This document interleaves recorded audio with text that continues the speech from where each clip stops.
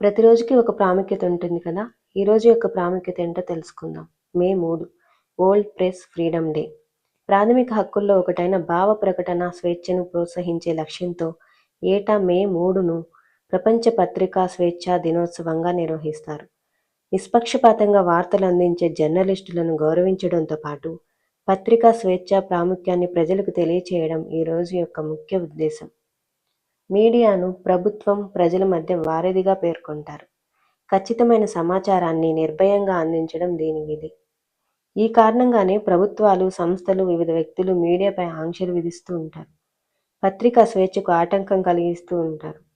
పత్రికా సంస్థలు విలేకరులపై భౌతిక దాడులకు సైతం పాల్పడుతూ ఉంటారు. ప్రపంచ దేశాల్లో జర్నలిస్టులు మీడియాకు ఉన్న భావ ప్రకటన స్వేచ్ఛ ఆధారంగా ఫ్రాన్స్ కేంద్రంగా పనిచేసే రిపోర్టర్స్ వితౌట్ బోర్డర్స్ అనే సంస్థ ఏటా వరల్డ్ ప్రెస్ ఫ్రీడమ్ ఇండెక్స్ను విడుదల చేస్తుంది.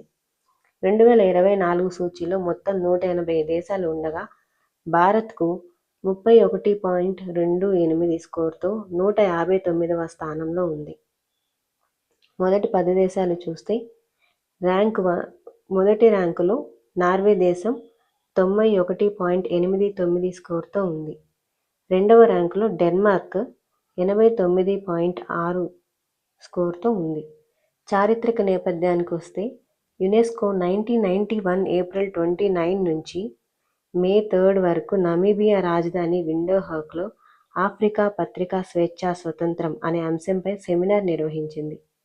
మే 3న పత్రికల స్వేచ్ఛ కోసం కొన్ని సూత్రాలను ప్రతిపాదించారు. దాన్నే విండోహర్క్ డిక్లరేషన్గా పేర్కొంటారు. దీనికి గుర్తుగా ప్రపంచవ్యాప్తంగా ఏటా మే 3న ప్రపంచ పత్రికా స్వేచ్ఛా దినోత్సవంగా జరుపుకోవాలని 1993 డిసెంబర్లో యుఎన్ఓ జనరల్ అసెంబ్లీ తీర్మానించింది. అయితే 1994 మే 3 నుంచి ఏటా వరల్డ్ ప్రెస్ ఫ్రీడమ్ డేని నిర్వహిస్తున్నారు.